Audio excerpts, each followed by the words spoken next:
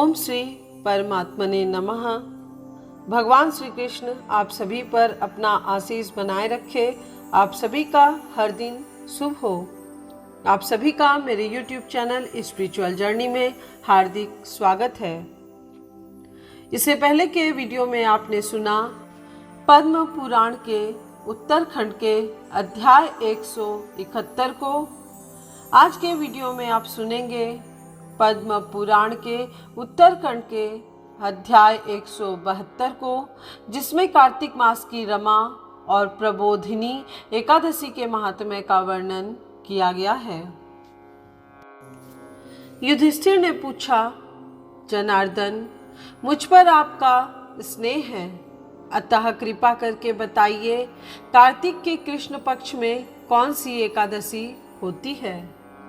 भगवान श्री कृष्ण बोले, राजन, कार्तिक के कृष्ण पक्ष में जो परम कल्याणमयी एकादशी होती है वह रमा के नाम से विख्यात है। रमा परम उत्तम है और बड़े बड़े पापों को हरने वाली है। पूर्व काल में मुचुकुंद नाम से विख्यात एक राजा हो चुके हैं, जो भगवान श्री विष्णु के भक्त और सत्य प्रतिज्ञ थे। निष्कंटक राज्य का शासन करते हुए उस राजा के यहाँ नदियों में श्रेष्ठ चंद्रभागा कन्या के रूप में उत्पन्न हुई। राजा ने चंद्रसेन कुमार शोभन के साथ उसका विवाह कर दिया। एक समय की बात है, शोभन अपने ससुर के घर आए। उनके यहाँ दशमी का दिन आने पर समूचे नगर में ढिंढोरा पिटवाया जाता था कि एकादशी के दिन कोई भी भोजन न करे, कोई भी भोजन न करे। यह डंके की घोषणा सुनकर शोभन ने अपनी प्यारी पत्नी चंद्रभागा से कहा, प्रिय, अब मुझे इस समय क्या करना चाहिए, इसकी शिक्षा दो। चंद्रभागा बोली, प्रभो, मेरे पिता के घर पर तो एकादशी को कोई भी भोजन नहीं कर सकता। हाथी, घोड़े, हाथियों के बच्चे तथा अन्यान्य पशु भी अन्न, घास तथा जल तक का आहार नहीं करने पाते। फिर मनुष्य एकादशी के दिन कैसे भोजन कर सकते हैं? प्राणनाथ, यदि आप भोजन करेंगे तो आपकी बड़ी निंदा होगी। इस प्रकार मन में विचार करके अपने चित्त को दृढ़ कीजिए। शोभन ने कहा, प्रिय, तुम्हारा कहना सत्य है, मैं भी आज उपवास करूंगा। देव का जैसा विधान है वैसा ही होगा। भगवान श्री कृष्ण कहते हैं, इस प्रकार दृढ़ निश्चय करके शोभन ने व्रत के नियम का पालन किया। क्षुधा से उनके शरीर में पीड़ा होने लगी, अतः वे बहुत दुखी हुए। भूख की चिंता में पड़े पड़े सूर्यास्त हो गया। रात्रि आई, जो हरि पूजा परायण तथा जागरण में आसक्त वैष्णव मनुष्यों का हर्ष बढ़ाने वाली थी, परंतु वही रात्रि शोभन के लिए अत्यंत दुखदायिनी हुई। सूर्योदय होते होते उनका प्राणांत हो गया। राजा मुचुकुंद ने राजोचित काष्ठों से शोभन का दाह संस्कार कराया। चंद्रभागा पति का पारलौकिक कर्म करके पिता के घर पर ही रहने लगी। नृपश्रेष्ठ, रमा नामक एकादशी के व्रत के प्रभाव से शोभन मंद्राचल के शिखर पर बसे हुए परम रमणीय देवपुर को प्राप्त हुआ। वहां शोभन द्वितीय कुबेर की भांति शोभा पाने लगा। राजा मुचुकुंद के नगर में सोम शर्मा नाम से विख्यात एक ब्राह्मण रहते थे।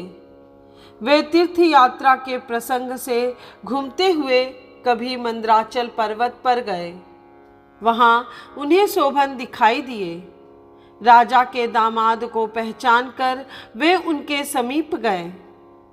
शोभन भी उस समय द्विजश्रेष्ठ सोम शर्मा को आया जान शीघ्र ही आसन से उठकर खड़े हो गए और उन्हें प्रणाम किया।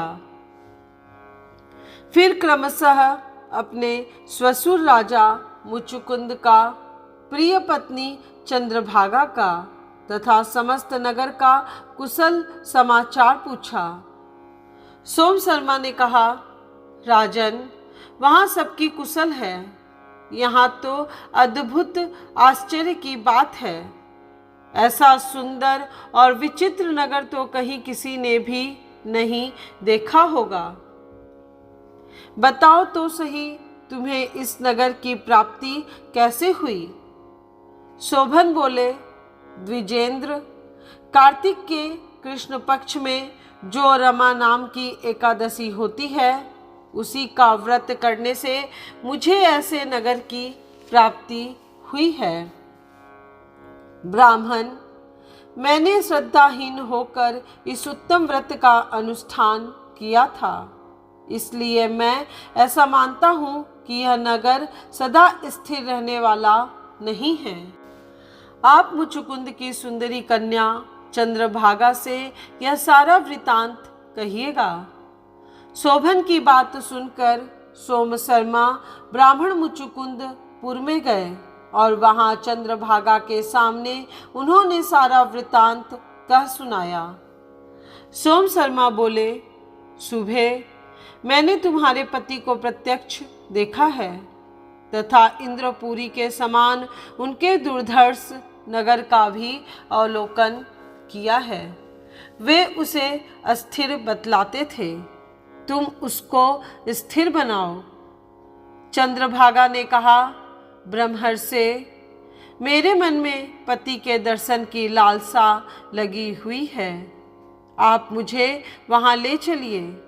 मैं अपने व्रत के पुण्य से उस नगर को स्थिर बनाऊंगी। भगवान श्री कृष्ण कहते हैं, राजन, चंद्रभागा की बात सुनकर सोम शर्मा उसे साथ ले मंदराचल पर्वत के निकट वामदेव मुनि के आश्रम पर गए। वहां ऋषि के मंत्र की शक्ति तथा एकादशी सेवन के प्रभाव से चंद्रभागा का शरीर दिव्य हो गया तथा उसने दिव्य गति प्राप्त कर ली। इसके बाद वह पति के समीप गई। उस समय उसके नेत्र हर्षोल्लास से खिल रहे थे। अपनी प्रिय पत्नी को आई देख शोभन को बड़ी प्रसन्नता हुई। उन्होंने उसे बुलाकर अपने वाम भाग में सिंहासन पर बिठाया। तदनंतर चंद्रभागा ने हर्ष में भरकर अपने प्रियतम से यह प्रिय वचन कहा, नाथ, मैं हित की बात कहती हूँ। पिता के घर में रहते समय जब मेरी अवस्था 8 वर्ष से अधिक हो गई, तभी से लेकर आज तक मैंने जो एकादशी के व्रत किए हैं और उनसे मेरे भीतर जो पुण्य संचित हुआ है, उसके प्रभाव से यह नगर कल्प के अंत तक स्थिर रहेगा तथा सब प्रकार के मनोवांछित वैभव से समृद्धिशाली होगा।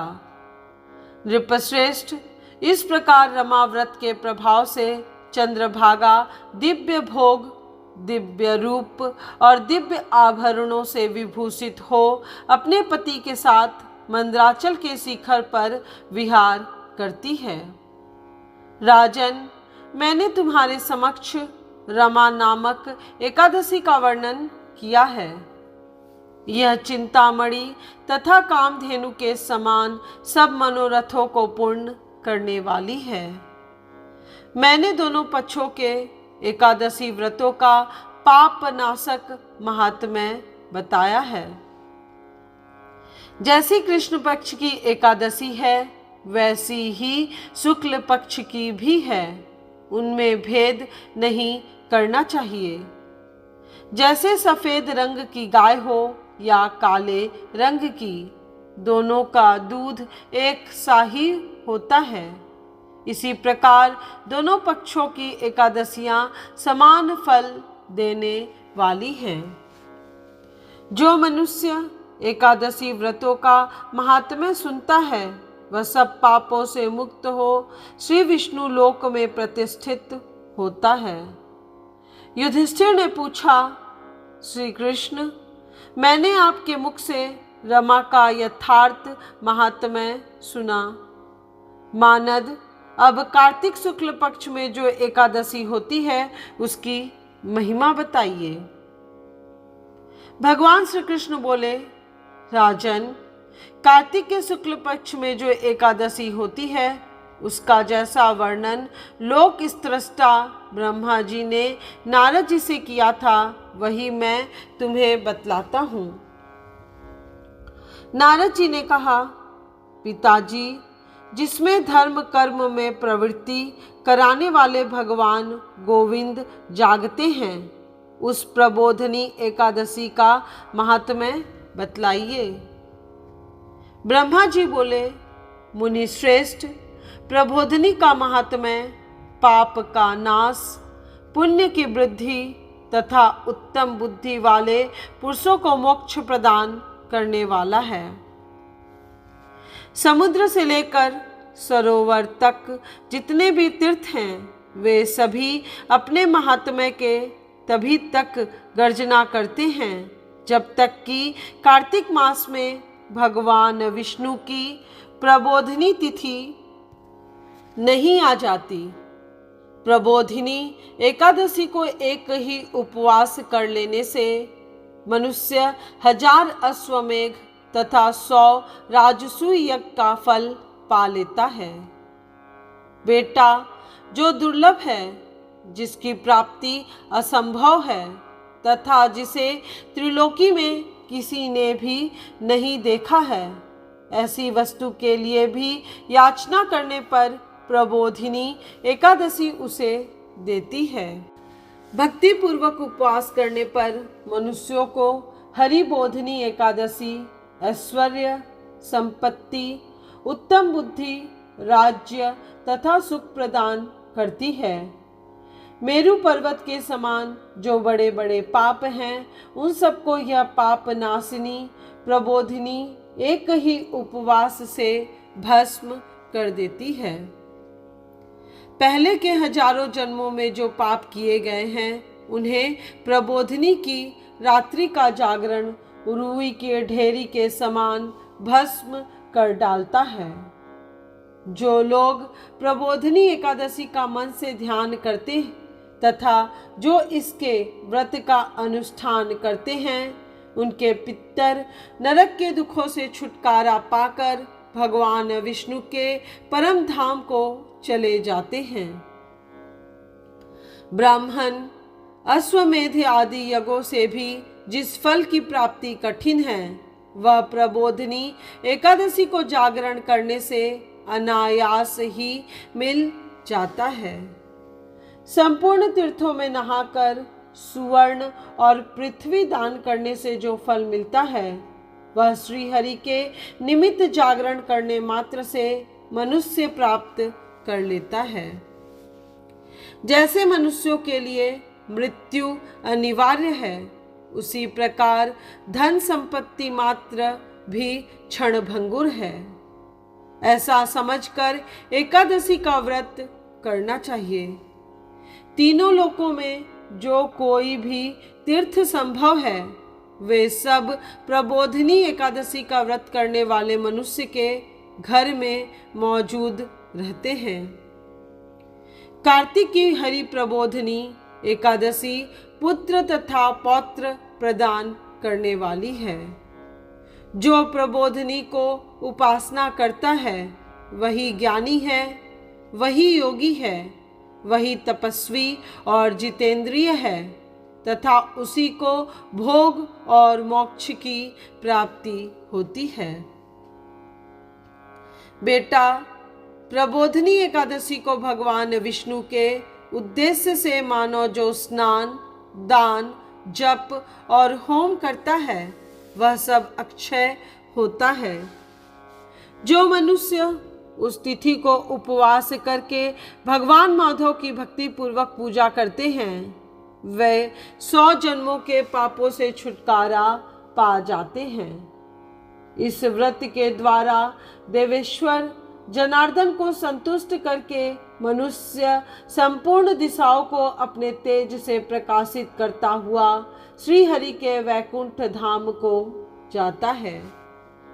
प्रबोधनी को पूजित होने पर भगवान गोविंद मनुष्यों के बचपन, जवानी और बुढ़ापे में किए हुए 100 जन्मों के पापों को, चाहे वे अधिक हो या कम, धो डालते हैं। अतः सर्वथा प्रयत्न करके संपूर्ण मनोवांछित फलों को देने वाले देवादिदेव जनार्दन की उपासना करनी चाहिए। बेटा नारद, जो भगवान विष्णु के भजन में तत्पर होकर कार्तिक में पराय अन्न का त्याग करता है, वह चंद्रायण व्रत का फल पाता है।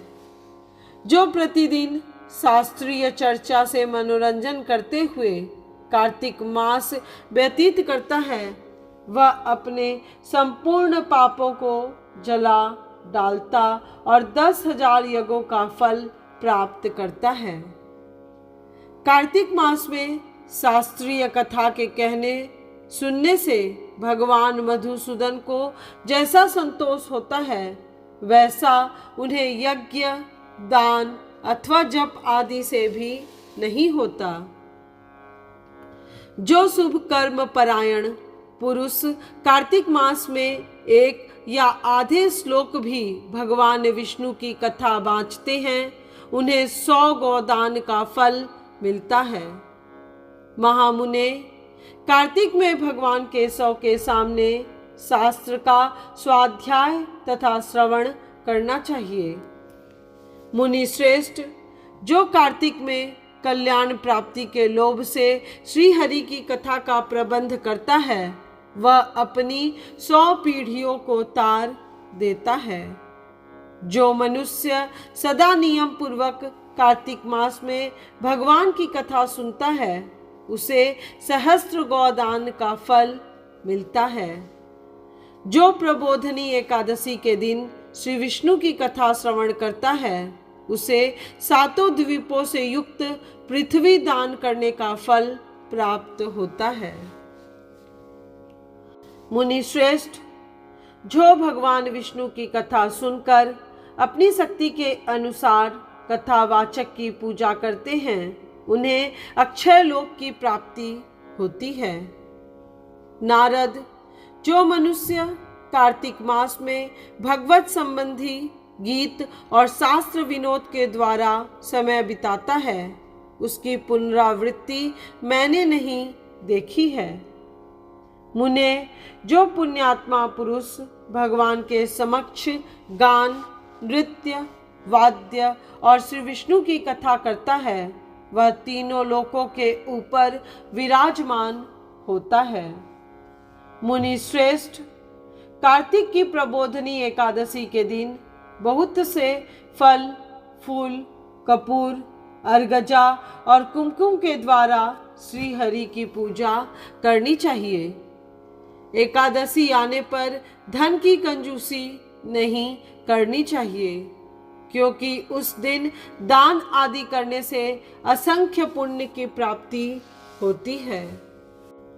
प्रबोधनी को जागरण के समय शंख में जल लेकर फल तथा नाना प्रकार के द्रव्यों के साथ श्री जनार्दन को अर्घ्य देना चाहिए। संपूर्ण तीर्थों में स्नान करने और सब प्रकार के दान देने से जो फल मिलता है, वही प्रबोधनी एकादशी को अर्घ्य देने से करोड़ गुना होकर प्राप्त होता है। देवर्षे, अर्घ्य के पश्चात भोजन, आच्छादन और दक्षिणा आदि के द्वारा भगवान विष्णु की प्रसन्नता के लिए श्री गुरु की पूजा करनी चाहिए। जो मनुष्य उस दिन श्रीमद् भागवत की कथा सुनता अथवा पुराण का पाठ करता है, उसे एक एक अक्षर पर कपिला दान का फल मिलता है।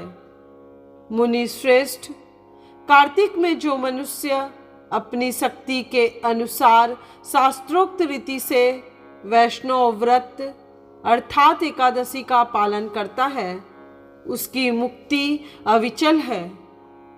केतकी के एक पत्ते से पूजित होने पर भगवान गरुड़ ध्वज 1000 वर्ष तक अत्यंत तृप्त रहते हैं। देवर्षे, जो अगस्त के फूल से भगवान जनार्दन की पूजा करता है, उसके दर्शन मात्र से नरक की आग बुझ जाती है। वत्स, जो कार्तिक में भगवान जनार्दन को तुलसी के पत्र और पुष्प अर्पण करते हैं, उनका जन्म भर का किया हुआ सारा पाप भस्म हो जाता है।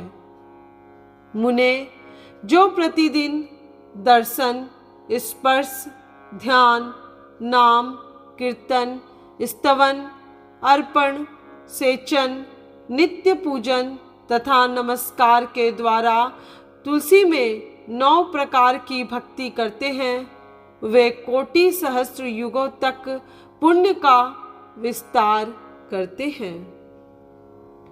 नारद, सब प्रकार के फूलों और पत्तों को चढ़ाने से जो फल होता है, वह कार्तिक मास में तुलसी के एक पत्ते से मिल जाता है। कार्तिक आया देख प्रतिदिन नियम पूर्वक तुलसी के कोमल पत्तों से महाविष्णु श्री जनार्दन का पूजन करना चाहिए।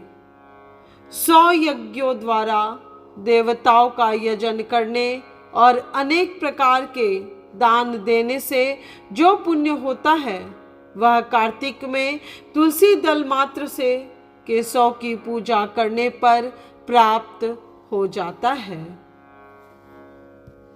आज की यह कथा यहीं पूर्ण हुई। अगर आज की कथा आपको अच्छी लगी हो तो इसे लाइक कीजिए और अपने सभी रिश्तेदारों और परिवारजनों को शेयर कीजिए। ऐसे ही प्रमाणभूत वैदिक कथाओं को प्रतिदिन सुनने के लिए आपके अपने इस चैनल स्पिरिचुअल जर्नी 75 को सब्सक्राइब कीजिए। हम अपने चैनल पर बिना किसी मिलावट के मात्र वैदिक शास्त्र से प्रमाणभूत कथाओं को ही सुनाते हैं और यहाँ आपको ऐसी कथाएं मिलेगी जो शायद आपने आज तक नहीं सुनी होगी। अगर आप हमारे इस प्रयास से प्रसन्न हैं और पुराण की कथाओं को जन जन तक पहुंचाना चाहते हैं और वैदिक ज्ञान को संपूर्ण विश्व में प्रसारित करना चाहते हैं, तो इन वीडियोस को अधिक से अधिक लोगों के साथ शेयर कीजिए। साथ ही कमेंट बॉक्स में ओम नमो नारायण जरूर लिखिएगा।